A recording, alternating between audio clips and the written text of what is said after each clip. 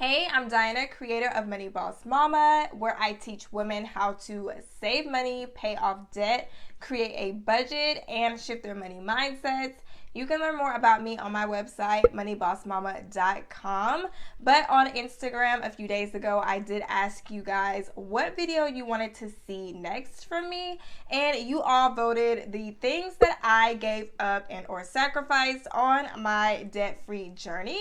And also, if you are not following me on Instagram, be sure to do that at Money Boss Mama, because I am always giving out free money tips, and I will ask you guys from time to time what kind of content you want me to upload. But this is going to be like really laid back and chill because I didn't create any talking points for this video, so I'm just going to like kind of ramble on.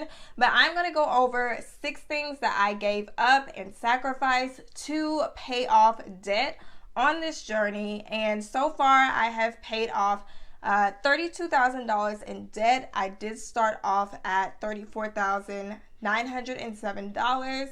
And I am now at $1,818. So it did take me 4 years because I ping-ponged. I kept going into more debt like 4 or 5 times.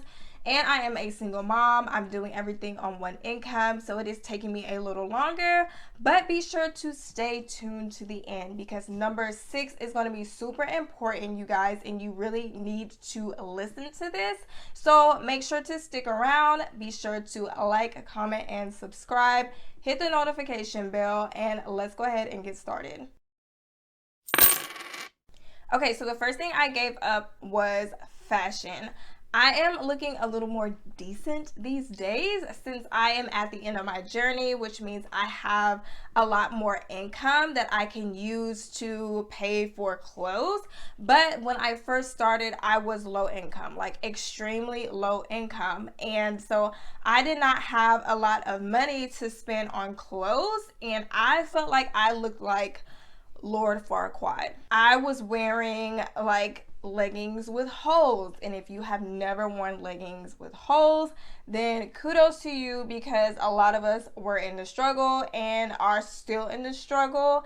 And I remember going to work and praying that the people did not realize like I was wearing the same shirt or the same pair of pants that I was wearing earlier in the week. But I only had like a few outfits at a time, which was really weird for me, because before I had my daughter, I was a shopaholic. I was always at the mall, and that was because instead of dealing with my problems, I just kind of shopped through my problems. So I had a bad case of using retail therapy to get through some issues that I should have worked out a different kind of way. So I had a closet full of clothes, and they had tags on them. And I remember I would go into the mall. I would always go to certain stores, and they knew me by name. Like I was going during the weekday. It seemed like I was there every single day, and that came from like a lack of self-esteem. I was looking at other women, and I felt like if I, had the same style as them, etc., then I would feel better about myself. But in turn, obviously, we all know that is just us wasting money. We're chasing our money away. And then when the newness of those items wears off, we are right back in the store trying to buy our happiness again. So I had to make a huge shift whenever I started paying off debt to just working with what I had. And I remember when I was pregnant, especially, I had holes in my shoes. So I would go to work, and I had these holes in these old baby doll shoes, and we all know that we can tell when baby doll shoes are like run down because they're kind of like leaning to the side. And then when it would rain, I would have water in my shoes, but that was the only really pair of shoes that I had at the time, and I had to make those sacrifices because I could not afford to buy my children clothes and me clothes at the same time. So I would stitch up the holes that I had in my clothes. I would try to super glue the holes that I had in my shoes, just so I had a little extra money to go out and buy my children some new clothes for the new season. So that was something that I had to sacrifice, and it's now a huge shift for me because mentally I'm still in that place where I feel like I don't have, a lot of money, or I don't have the ability to go out and buy new clothes. So when I do have to deal with buyer's remorse or guilt that I really should not have to, because I set up sinking funds for those things. So now I'm just in a weird place where I'm shifting out of that extreme frugal state of mind to allowing myself to buy certain things and knowing that I put in the work just so I could be where I am right now. The second thing that I gave up on my debt-free journey was beauty. So I am talking about makeup, I'm talking about getting my hair done, getting waxes, all of that grooming good stuff. And anyone who knew me from high school, they're probably looking at me like, what the hell happened? Because I came to school with like a full face of makeup on, and they were always like, why do you have so much makeup on? And then when I started my journey, obviously I can't go to Sephora anymore and buy up all makeup. So I had to get used to just being bare. And I feel like on your debt-free journey, you really have to strip yourself down and you come to love yourself as you are, because you really don't have a lot of money that is going to be going towards like grooming. So you are having to kind of find yourself and love yourself without all of these extra add-ons. I have actually come to love a bare face. So there was some good that... Okay. I have come to love a bare face. So there was some good that came out of that, because now I feel suffocated if I'm wearing makeup. And I can actually go into Ulta and Sephora without, blowing my budget, because I really don't like wearing makeup that much. I'll pop on some eyeshadow and like a lip color, but that's pretty much it. And I was that person spending over $400 like every 3 months to get my hair done. So I would buy bundles of hair, and then you have to pay for the bundles and you have to pay for someone to install your hair. So that came out to be like a little bit over $400 with everything, and I would get that done every 3 months. And so whenever I started on my journey, obviously that was one of the first things that had to go. I did not have that money, and I really didn't have it whenever I was getting it done because I was using a credit card. So I had to go into the world and be like, this is it. This is who I am. If my hair is looking a mess, so be it. But it has really helped me to love who I am just as I am, because I had to really strip myself down of those things that I was hiding behind and just deal with who was sitting in the mirror. Now, I will say that you have to be really, really careful with giving up and sacrificing beauty in your hair, etc., in your clothes, because you can fall into this really negative place where you're not feeling confident in yourself and you really just let yourself go.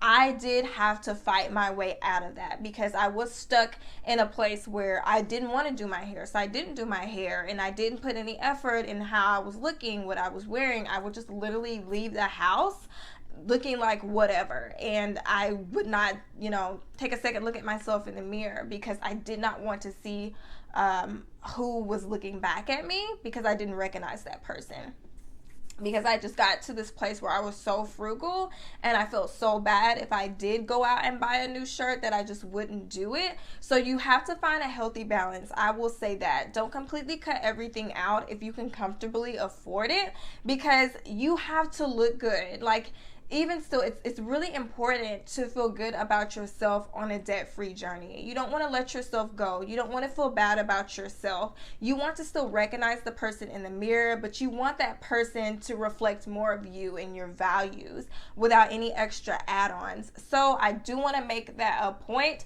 that just because I gave up certain things does not mean that you have to completely scrap them from your budget. Third thing that I gave up on my debt-free journey, I'll really say that I sacrificed, was a nice place to live.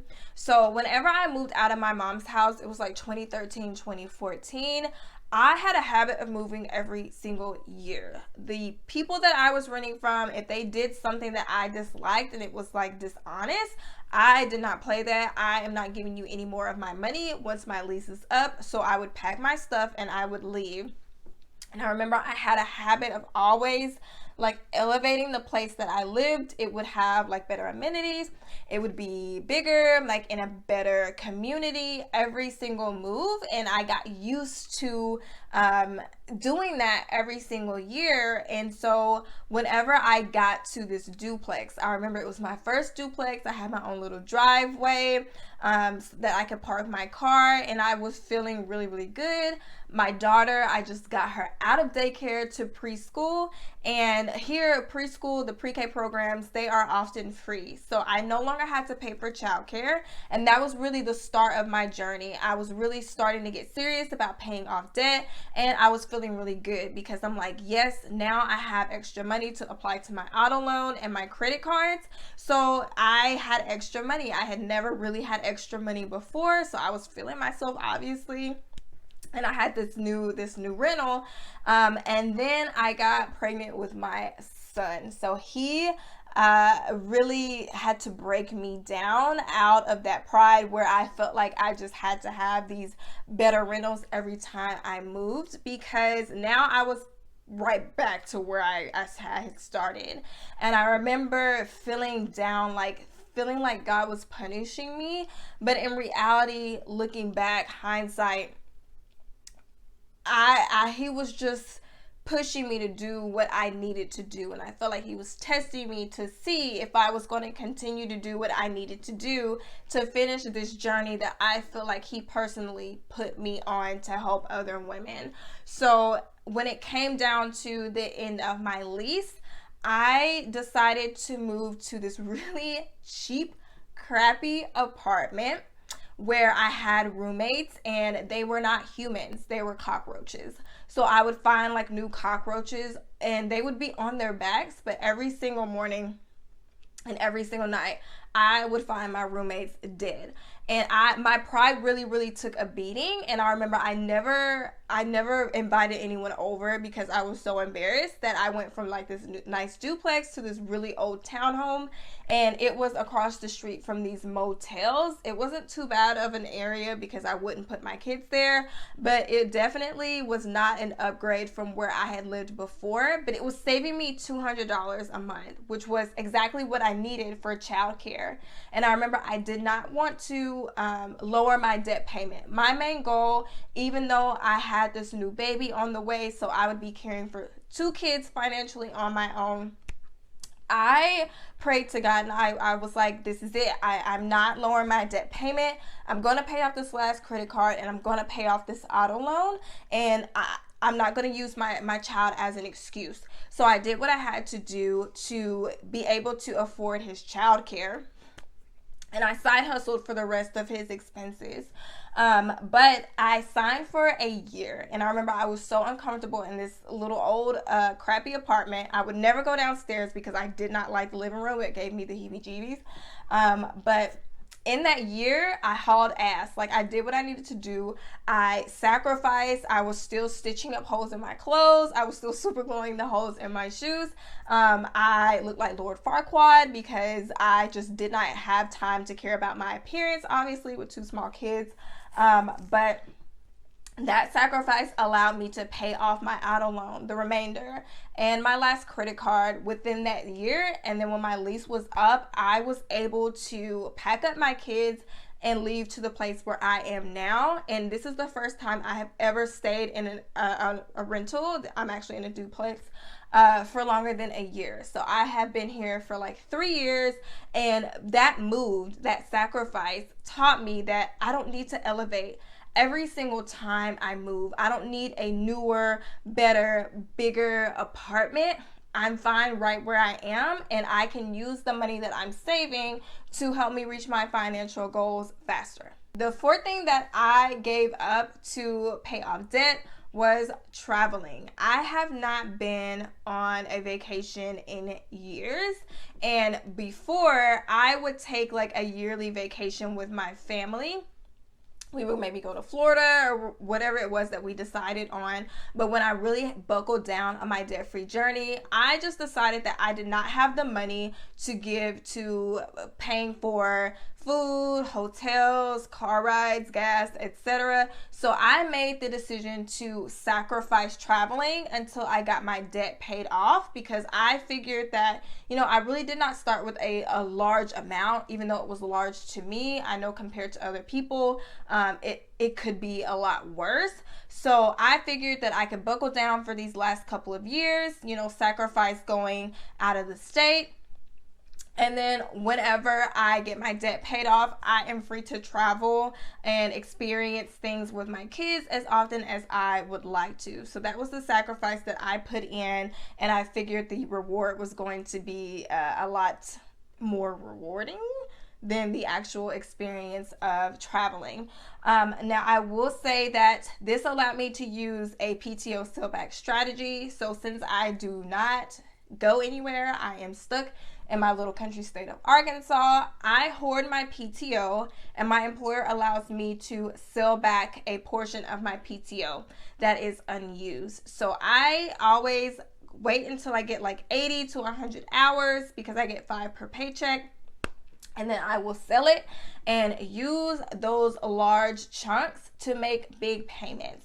And if you have not watched any of my videos, a strategy that I use is to use extra money to help pay down debt. This has been like a game changer for me, because I don't make a lot of money. I am a single mom, and I need to take advantage of any extra money that I have coming in. So I don't really have a lot of time to pick up extra side hustles. So this was just a creative way that I used to put myself ahead of the game, because I, for a long time, was not able to pay a lot towards debt each month. So I figured if I could take these chunks of money and throw it towards my debt balances, that would put me, a lot closer to the finish line and help me make up for lost time. And I will say that whenever I become debt free, I do have a goal to set up a sinking fund, because I do want to take myself to Miami. So I am really happy with my decision to cut back on travel. I know that a lot of people don't like to sacrifice travel, and that's perfectly fine. If you prefer experiences like that and you don't want to give that up for a while, because sometimes paying off debt takes years, and you don't want to sacrifice something that's going to take years, because you still have to live during those years. So don't feel bad if you are still traveling while paying off debt. This was just something that I decided to do for my journey. The 5th thing that I sacrificed on this journey was gift giving. So a lot of people may be surprised, but internally I am a giver. I like the feeling, like the high that I get whenever I give to someone. But obviously, if you are on a debt-free journey, you want to maximize every single dollar that you have. So I had to really cut back on giving gifts. So now I will say that I look like Scrooge when it comes to like birthdays, etc. I am that one person that is giving like a cheap gift. I try to make it really personal by DIYing, just anything that I can do to save money.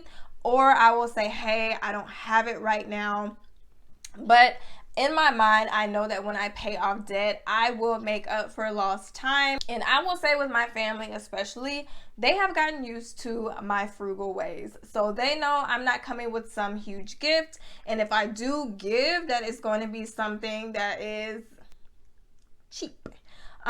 They are 100% supportive, so I will say that, and they kind of allow me to skip out on things, even though I feel bad internally. I know that one day I will be able to give the way that I want to. And I remember a year ago I had to cancel Christmas because my son had a week-long hospital stay that I had to cash flow. And now that did really break my heart, because I feel like the worst mother ever, because we woke up on Christmas Day and my kids did not have anything under the tree to open. But thankfully my family members had presents for them. And now this year I am willingly not doing Christmas gifts again. That year really taught me that I should cherish experiences over gifts. So this is my last year. I know that this is going to be the gift that will keep on giving. So we're waking up again with no gifts under the Christmas tree, and I don't feel like the worst parent ever, because now I'm looking at the final outcome and I know that this is what I need to do to be able to build generational wealth for my children. But before all of that happened, even still, I would limit them to 3 gifts. One would be like a toy, and then the other 2 were clothes, because I figured win-win. If I'm going to buy something, it's going to be something that they are going to actually use, and it's not going to clutter my apartment, and such as like with toys that they only care to play for like a few days, and then, you know, they lose interest. But that was a way that I really cut costs as well, was to like double a gift. Like, it is going to be a necessity, but it's also going to be wrapped up like a gift as well. Okay, and now for the most important thing I have sacrificed or given up on this journey. Number 6 is pride. When you start this journey, you literally have to put your pride aside. I have eaten my pride so many times over these 4 years that I really don't feel like I have much left to give up. And that is because I have sacrificed so much with my mind focused on the final outcome. And I feel like I have given everything that I have to reach my end goal. And you cannot walk this journey having a lot of pride, because this journey is going to require you to let some things go. You're really going to have to look at your expenses, what you're spending money on, and ask yourself, do I really need this, or can I cut in or reduce these things? When you strip yourself down of like those cars, those fancy new apartments, those fancy clothes, etc., you are left with nothing but yourself, and you have to relearn yourself. You are reinventing yourself. And once you really do the internal work, then it no longer becomes like a sacrifice. And life is not all butterflies and you know, rainbows, but you have to find something worth suffering for. And when you find something worth suffering for, it no longer becomes suffering. You find joy in that process. So even though I was having to give up certain things, focusing on the final outcome, those things that I sacrificed or gave up, it no longer felt like a sacrifice. I found joy in giving those things up, because I knew that, you know, my money was going towards something that was really valuable to me, which was paying off debt so that I could, you know, become a real estate investor and build generational wealth for my children. But that was it for the 6 things that I gave up on my debt-free journey. And I hope that if you are starting your debt-free journey, this was super helpful to you all and super entertaining. But if you like this video, please don't forget to give it a thumbs up, subscribe, click the notification bell, because I do upload new videos every single week, sometimes twice a week. But I will catch you all in the next one.